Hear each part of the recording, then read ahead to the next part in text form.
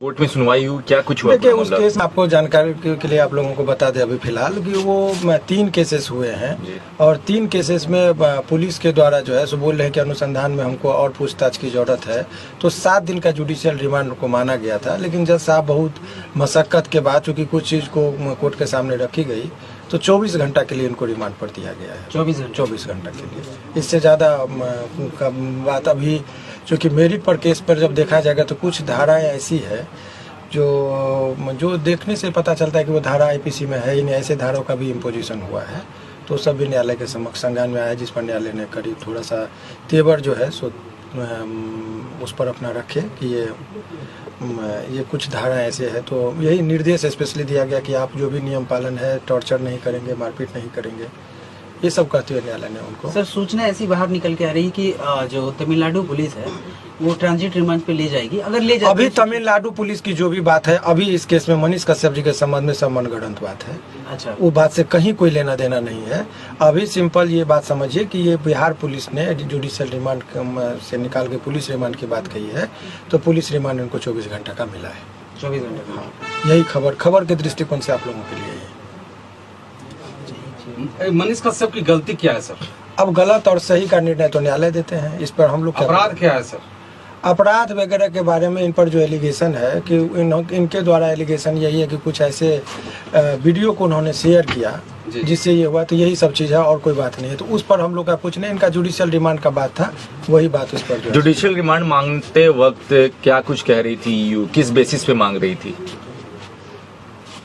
उनका यही कहना है कि अनुसंधान पूरा नहीं हुआ है, इसमें कुछ पूछताछ और फर्दर 24 घंटा में वो नहीं हुआ है, तो 24 घंटा का जो है सो इनको और फर्दर टाइम चाहिए। 167 जो है सीआरपीसी उस धारा के अंतर्गत इन्होंने कहा है और माननीय न्यायालय ने उनको जो है सो स्वीकार अभी 24 घंटा के लिए किया है। इतना ही चीज़। सर, मनीष कश्यप ने अपना गुनाह कबूल कर लिया?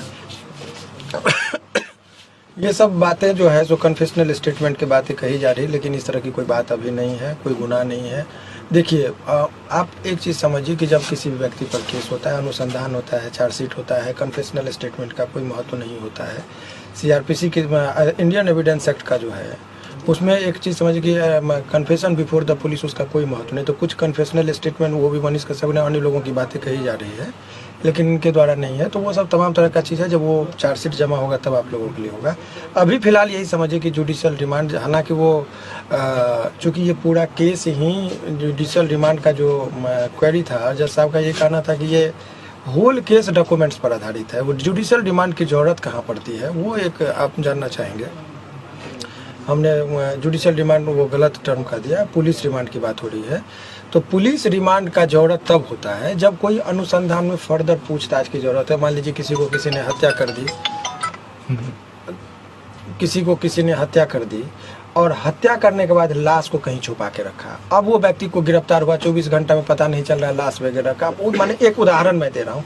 ऐसे विकट परिस्थिति में लोग कहता है कि कुछ और रहेगा तो हमको कुछ साक्ष्य संग्रह हो जाएगा। इस केस में डॉक्यूमेंट्स पर आधारित केस है, सारा चीज एलिगेशन डॉक्यूमेंट्स पर है। यही है कि इन्होंने कुछ वीडियो वायरल किया जिससे 2 राज्यों के बीच में तनावपूर्ण स्थिति हुई, ये एलिगेशन है। तो वो डॉक्यूमेंट्स है, वो सारा चीज़ ऑन रिकॉर्ड है। तो वो चीज़ का जो है सो 7 दिन का जुडिशियल रिमांड, इसीलिए जज साहब ने उनके रिमांड का जो था, उनका पुलिस रिमांड की बात जो कही जा रही थी, उनको उन्होंने इनकार करते हुए कहा कि नहीं, तो बहुत ज़्यादा मशक्कत के बाद 24 घंटे के लिए उनको दिया गया। अगर मनीष कश्यप को सजा होती है तो कितने उम्र? सजा की बात अभी छोड़िए, वो सब ट्रायल में होगा। अभी आप लोगों के लिए खबर ये है कि पुलिस कस्टडी जो होता है वो थोड़ा लोगों के मन में डर होता है, टॉर्चरिंग का एक डर रहता है।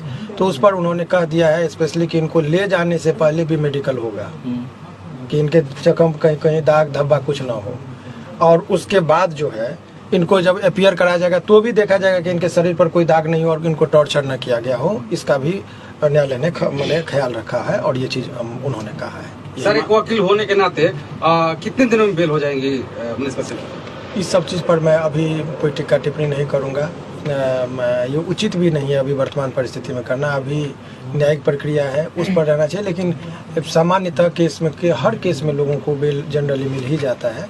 तो यदि आपने कहे तो इसमें चूंकि लोअर कोर्ट में बेल नहीं मिलती है तो सेशन में लोग जाते हैं, सेशन में नहीं मिलेगा तो हाई कोर्ट में मिलता है, तो हाई कोर्ट तक आते आते उम्मीद की जाती है कि ऐसे प्रकरण में बेल मिल ही जाता है सामान्यतः। तो यदि हाई कोर्ट में नंबर में आने में 2.5-3 महीना लगता है तो ऐसे प्रक्रिया में 4-5 महीना का उम्मीद, 4-5 महीना जो है सो प्रक्रियात्मक जो है सो लग ही जाता है। जो सामान्य अन्य केसों की बात में करो, इस केस की बात नहीं, इस केस में भी यदि वही प्रक्रिया में आए तो होगा।